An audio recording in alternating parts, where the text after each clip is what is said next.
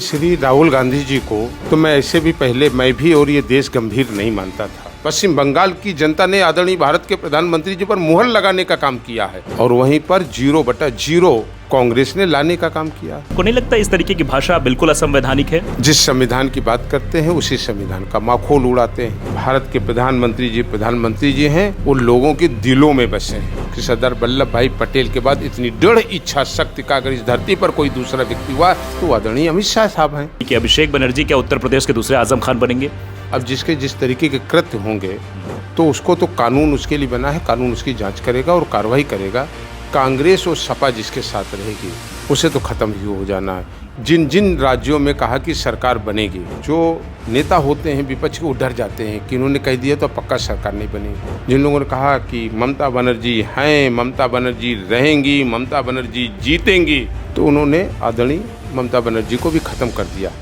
राहुल गांधी जब रायबरेली पहुंचते हैं तो देश के प्रधानमंत्री और देश के गृह मंत्री के बारे में गद्दार जैसे शब्दों का इस्तेमाल करते हैं। 2 दिन का उनका दौरा और 2 दिन में जिस तरीके की नफरत फैलाने की कोशिश करते हैं उस पर सवाल खड़े हो रहे हैं कि आखिरकार राहुल गांधी इस तरीके का बयान क्यों दे रहे हैं। हमारे साथ कैबिनेट मंत्री मनोज पांडे हैं। मनोज पांडे भी रायबरेली के ऊंचाहार सीट से विधायक हैं। इनसे आज बातचीत करते हैं कि आखिरकार राहुल गांधी के बयानों को कैसे देखते हैं। राहुल गांधी की जिस तरीके से टिप्पणी हुई है, राहुल गांधी ने जिस तरीके से कहा कि देश के प्रधानमंत्री गद्दार हैं, गृह मंत्री गद्दार हैं और ये अडानी अंबानी के कहने से चलते हैं, इस पर आपकी राय?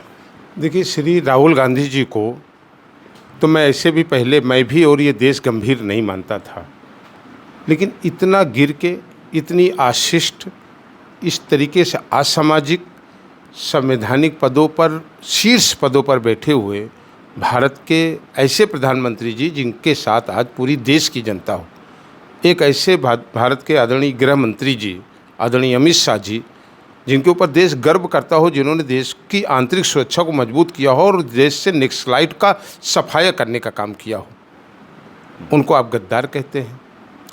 पहलगाम के हमलों के साथ खड़े होते हैं, सेना के कार्रवाई पर सवाल उठाते हैं, भारत के मुख्य न्यायाधीश के निर्णयों का उल्लंघन करते हैं, चीफ इलेक्शन कमीशन और भारत के निर्वाचन आयोग पर सवाल उठाते हैं आप।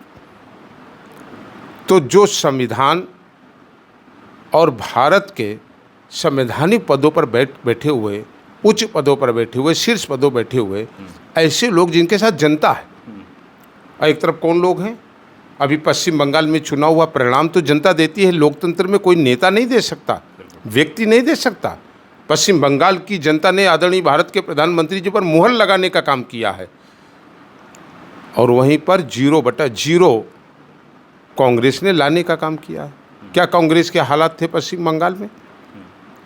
और जिस शब्दों का इस्तेमाल किया है, भारत की जनता, देश में रहने वाले 135 करोड़ लोग निश्चित रूप से इसकी खिलाफत कर रहे हैं और मैं समझता हूं कि श्री राहुल गांधी जी का ये बयान भारत को कमज़ोर करने वाला ये बयान है। पक्ष और विपक्ष होता है और विपक्ष की भूमिका होती है कि वो सरकार के कार्यों की आलोचना करे और सुझाव दे, लेकिन प्रधानमंत्री किसी एक व्यक्ति का नहीं होता, पूरे देश का होता है। भारत का गृह मंत्री किसी एक व्यक्ति का नहीं होता, पूरे देश का होता है। और ऐसे शब्दों का कहने का अधिकार आपको किसने दे दिया? और लोकतंत्र, एक सभ्य समाज, एक स्वस्थ राजनीतिक परंपरा में रायबरेली देश के कभी इतिहास में यह कभी कलंक लगने का काम नहीं किया। उन रास्तों पर जो लोग चल रहे हैं उनको मेरी सलाह है, आप इससे बचें। इससे आपको अर्जित कुछ नहीं होगा। आप एक नए नुकसान पे, एक नए जनता के आक्रोश के लिए आप तैयार रहें। राहुल गांधी हमेशा संविधान की बात करते हैं। पिछले लोकसभा चुनाव में भी देखा गया, संविधान की किताब लेकर वो चल रहे थे। तो संविधान की अगर बात करते हैं तो आपको नहीं लगता इस तरीके की भाषा बिल्कुल असंवैधानिक है? जिस संविधान की बात करते हैं उसी संविधान का माखोल उड़ाते हैं।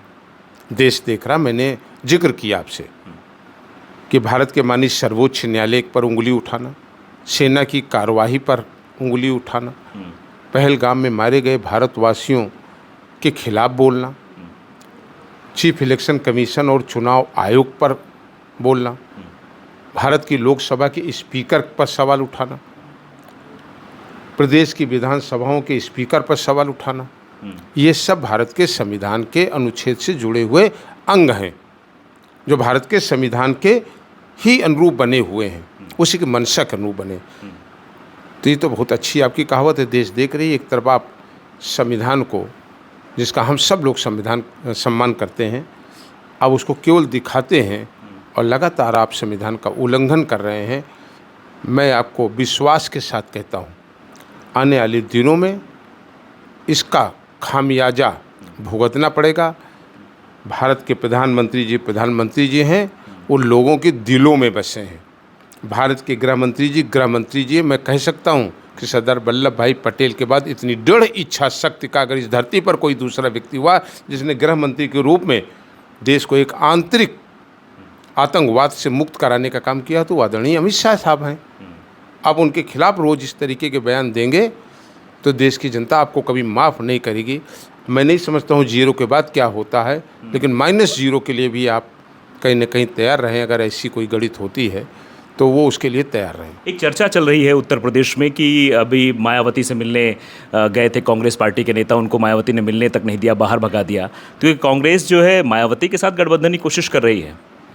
नहीं, वो उनका अपना आपसी, उनके पार्टी का आंतरिक मामला, मैं इस पर कुछ नहीं कहना चाहता हूँ।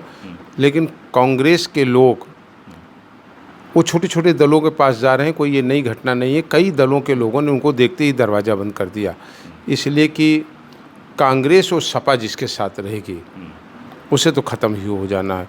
तो लोग बचते हैं।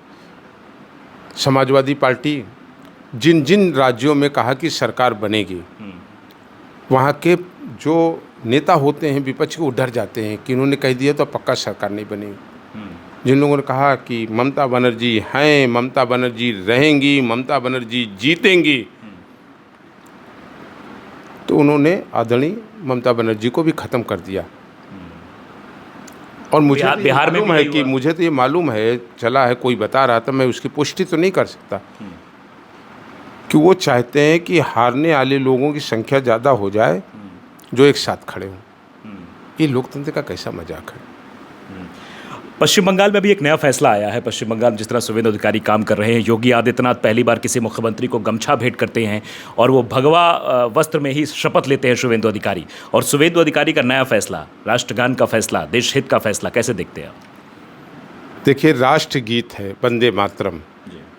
हम वंदे मातरम में उठते हैं, हमारी प्रातः वंदे मातरम में होती है, हमारे अपराह्न वंदे मातरम में होता है, हमारी रात्रि वंदे मातरम में होती है, हमारा जीवन वंदे मातरम शुरू होता है, मोक्ष भी वंदे मातरम से होता है। भारत में रहने वाले लोगों के लिए वंदे मातरम एक गीत नहीं है, उनके लिए एक मंदिर में एक मूर्ति नहीं है, बल्कि वो साधना, पूजा और मानने का एक गीत है, जिसके सहारे आज भारत एकजुट होकर के एक मुट्ठी में बन करके चल रहा है।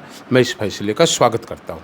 एक सवाल भी है, अभिषेक बनर्जी के बारे में चर्चा हो रही कि अभिषेक बनर्जी क्या उत्तर प्रदेश के दूसरे आजम खान बनेंगे, जिस तरीके से मामले बढ़ रहे हैं अभिषेक बनर्जी पर? नहीं, ये सब कोई सवाल नहीं। भारतीय जनता पार्टी लोकतंत्र पर विश्वास रखती है। हम किसी को फंसाने में किसी को नहीं करते। अब जिसके जिस तरीके के कृत्य होंगे तो उसको तो कानून उसके लिए बना है, कानून उसकी जांच करेगा और कार्रवाई करेगा, ना कि जो है भारतीय जनता पार्टी अपने किसी विरोधी को, जैसे कांग्रेस ने इमरजेंसी लागू किया, कांग्रेस ने इतनी सरकारों को देश में अपदस्थ किया, शायद ये पूरे विश्व के लिए इतिहास हो। भारतीय जनता पार्टी इस पर विश्वास नहीं करती है। अच्छा, एक सवाल, ये कैबिनेट मंत्री का बड़ा पद मिला है आपको और बड़ी जिम्मेदारी है ये, तो पहली प्राथमिकता क्या रहेगी, पहला काम क्या करेंगे आप? पहली प्राथमिकता जनता से जुड़ा हुआ विभाग है।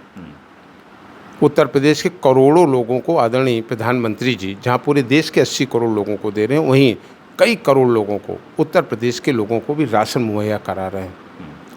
वहीं किसानों को उनके उत्पादन के मूल्य के लिए क्रय केंद्र खोल करके गेहूं और धान का उनको इतना अच्छा MSP जो देने का काम भारत के प्रधानमंत्री ने किया, 2585, किसी ने कल्पना नहीं किया था। आज रिकॉर्ड गेहूँ की खरीद आज हम लोग कर रहे हैं। कल मैंने विभाग की समीक्षा किया था और आप देखेंगे कि जब आंकड़े भी एक हफ्ते के अंदर आएंगे तो उत्तर प्रदेश में रिकॉर्ड गेहूं हम अपने अन्नदाताओं का खरीद रहे हैं। जैसे हमने रिकॉर्ड तोड़ा था, 62 लाख मैट्रिक टन धान का की खरीद उत्तर प्रदेश में की गई थी, वही रिकॉर्ड हम गेहूं में भी मेंटेन करने जा रहे हैं। और हम सब की ये जिम्मेदारी भी है कि हम सब अन्नदाताओं, मजदूरों और गांव में रहने वाले अंतिम पायदान पर खड़े हुए व्यक्ति को न्याय इंसाफ दो, जो उनकी रोजी और रोटी देने का काम करें।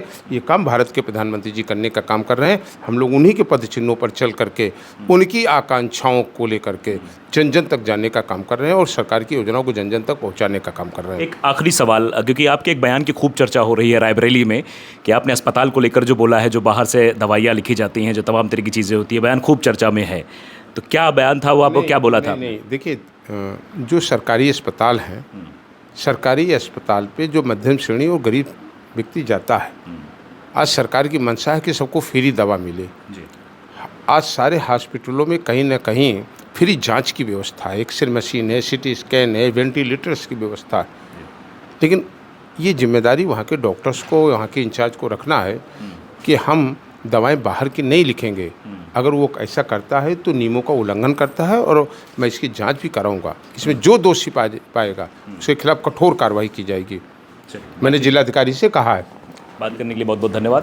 तो हमारे साथ मनोज पांडे जी थे। मनोज पांडे जी ने साफ तौर पर बताया कि जिस तरीके का राहुल गांधी का बयान और पश्चिम बंगाल में जिस तरह शुभेंदु अधिकारी की सरकार काम कर रही है, वो काफ़ी जो है एक तरीके से कहने के लिए कि बहुत अच्छा काम है। लेकिन जो राहुल गांधी जो प्रधानमंत्री और गृहमंत्री को लेकर बयानबाजी करते हैं, उस पर बड़े सवाल इन्होंने खड़े किए और साफ तौर पर कहा कि एक संवैधानिक पद पर बैठे हुए जो प्रधानमंत्री देश के लिए काम कर रहे हैं, जो गृहमंत्री देश के लिए काम कर रहे हैं, उनके बारे में ऐसी भाषा अशोभनीय है।